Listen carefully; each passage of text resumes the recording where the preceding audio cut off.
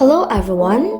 Today, we're diving into the fascinating world of phonology, the study of sound systems and language. Have you ever wondered why different languages and accents sound unique? Or why some sounds and words change depending on how we speak? Phonology helps us understand these patterns and the mental organization of sounds. Now, you may be wondering what exactly is phonology. Well, phonology is the study of how sounds are structured, organized, and function within a language. Every language has its own set of rules about which sounds can be used, how they can be combined, and how they can change in different contexts. For example, did you know that the Ta'a language spoken in Botswana has over 100 consonants? That's one of the largest sound systems in the world. Meanwhile, Hawaiian has only 13 sounds in total, making it one of the smallest sound systems. But despite these differences, every language follows specific patterns that shapes the way people speak. Phonology also helps explain why English speakers say cats as cats, but dogs as dogs. It also explains why the word psychology is pronounced without P sound at the beginning. And it also explains why different accents exist even among people who speak the same language. But wait, how is phonology different from phonetics? Well, phonetics studies the physical properties of sounds, how we produce them, hear them, and recognize them. While phonology, on the other hand, is about the mental and systematic organization of sounds. So let's dive deeper into this topic, starting with the basic building blocks of phonology, the phonemes and the allophones. Now, let's talk about phonemes and allophones, the two fundamental concepts in phonology.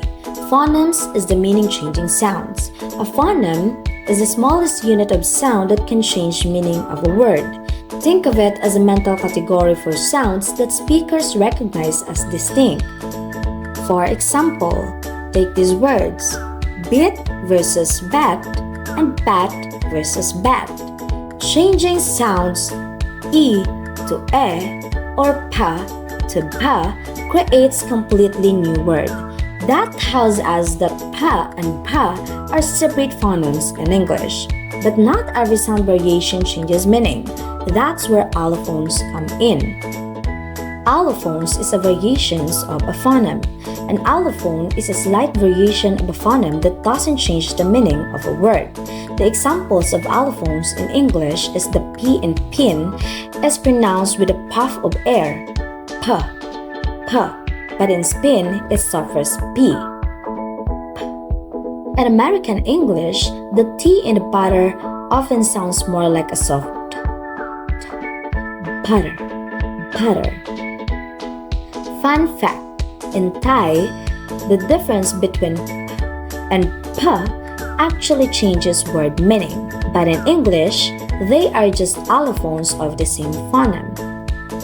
Understanding phonemes versus allophones helps us explain why accents exist and why some sounds are harder for English learner to hear or pronounce.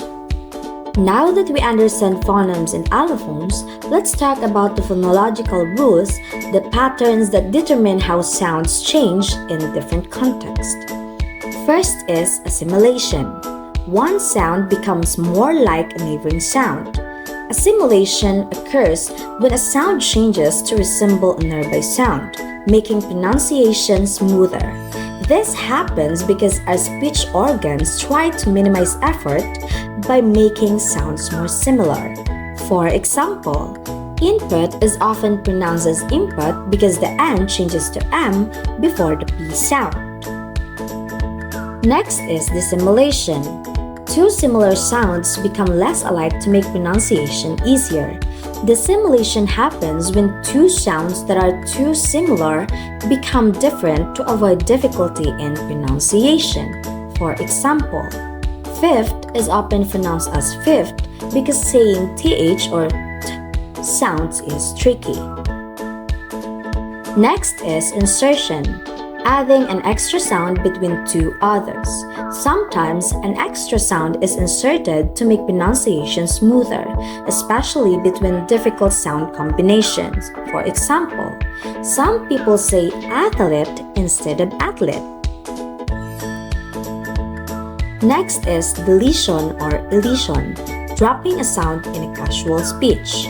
In fast or informal speech, certain sounds are omitted to make words easier and quicker to say. For example, friendship is often pronounced as friendship. And lastly, we have the metathesis. Two sounds switch places in word. Metathesis occurs when two sounds swap position, often due to historical language change or speech habits.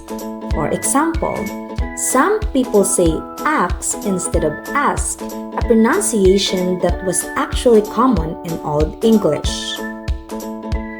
And that wraps up our journey into phonology. We've explored phonemes and allophones, discovered how different language organize sounds, and learned about common phonological process like assimilation and deletion. Speech is more than just a word. It's a system full of patterns and variation that shape how we communicate. So keep listening carefully to the sounds around you. You might start noticing phonology in action. Thank you for listening.